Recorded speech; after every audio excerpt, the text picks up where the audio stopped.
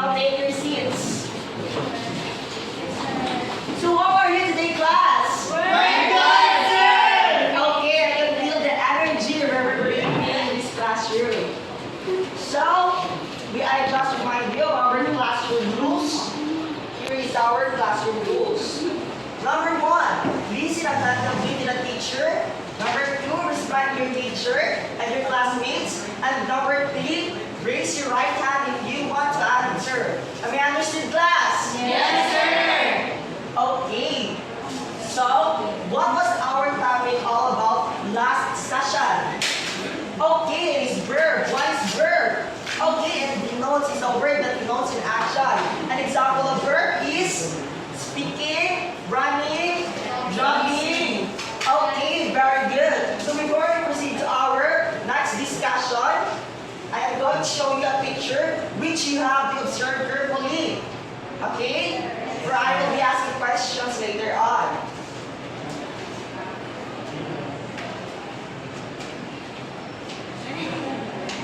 So, what have you seen in this picture?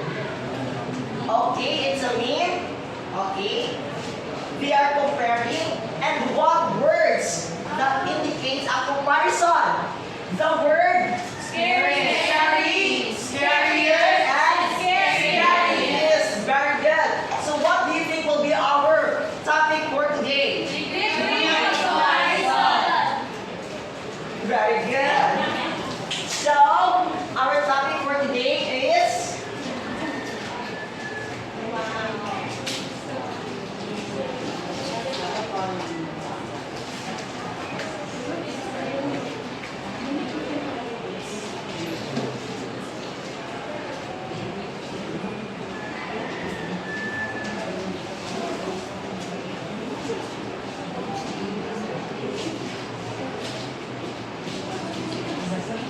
degree of comparison of adjectives. Now, for our objectives for today's discussion,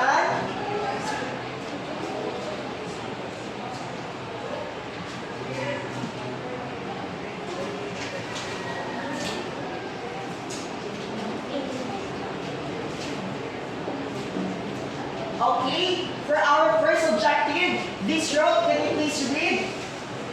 At the end of the lesson, 95% of the students will be able to Determine and justify the degree of comparison of adjectives used in the sentence. Okay, next row group. Discriminate the positive, comparative, and superlative degree of comparison in adjectives.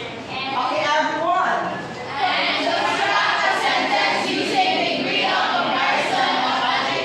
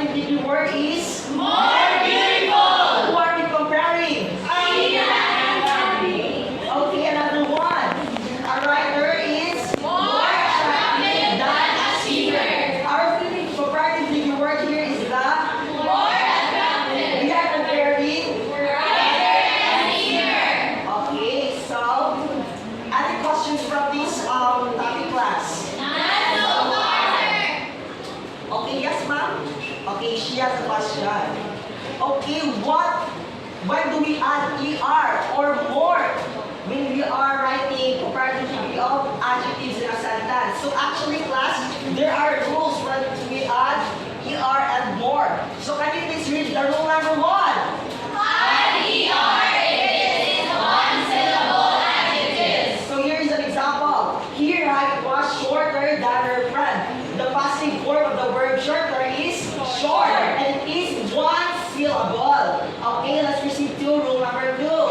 For one-syllable adjectives that end in E, drop E before adding ER. Okay, here is an example of rule number 2. Our house is safer than the alley. What is the positive form of the word safer? Safe. Safe, and it has E at the end. So drop the E and add ER. So rule number 3, class. For one-syllable adjectives that end in a consonant with vowel before it, double the consonant before adding ER. Okay, here is an example. My friend's house is bigger than ours. What is the positive form of the word bigger? Big. Big. Okay, so it has consonant at the end followed by letter I, which is a vowel. Therefore, double the consonant and add ER. Number 4. Rule number 4. For two-syllable adjectives that end in Y, change Y to I before adding ER. Okay. The exam today is easier than yesterday. What is the positive form of the word easier? Easy. Very good. Drop the Y and add face I and add ER. Or for number 4, number 5. For those two-syllable adjectives not ending in Y and three-syllable adjectives, use more plus adjectives. Okay, here's an example of rule number 5. The beach is more peaceful than in our house. Okay, going back again to the picture that I showed you earlier, what do you think is our superlative degree word there? It's carry, yes, very good. Please read the definition, class. Compare three or more nouns or pronouns, adding ESE at the end of an adjective or most before an adjective. Okay, here's an example. Please read. The dinosaur cosplay is the scariest among other cosplay. So our superlative word here is Scariest. and we are comparing the dinosaur cosplay and other cosplay. Since we are comparing to more or 3 more than nouns or pronouns. Next one. Okay, now in the next part. Smile. So for our activity, I hope you will be excited with our activity today. So here is our activity.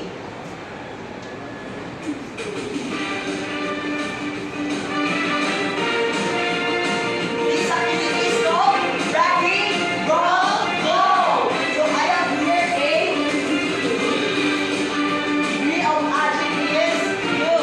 And this skill has a degree of comparison of adjective and substantive, such as ER, ESP, for, most, ER plus most plus more, and the round 1. Ready, run, go. Everyone, ready, run, go. Okay, with 5 points, ER plus ESP. Very good, group 1. Okay, group 1 garnered the 5 points. Now let's proceed the round 2. Okay, most. Very good, group 4. Group 4 garnered the 4 points. So, in overall, group 1 got the highest score. Now let's give them a round of applause. Okay, now for our, I think or I believe that you are now ready for our individual quiz. So here is our quiz.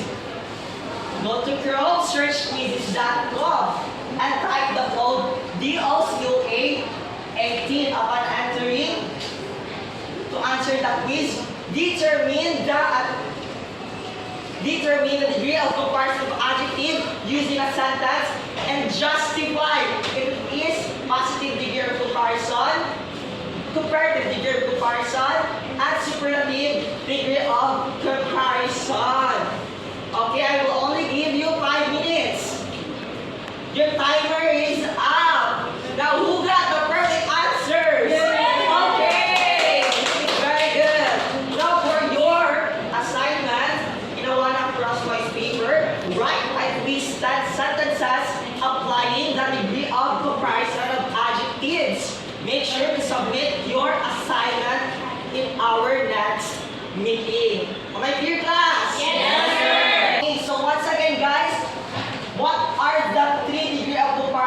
adjective and its use. Positive degree of comparison describes one noun. Okay, or pronoun. Comparative degree of comparison describes two noun or pronoun. And last one, superlative degree of comparison. Very good, everyone. Okay, so I hope that you have really enjoyed our discussion for today and you have learned something from it. And that's our discussion for today. Goodbye, everyone.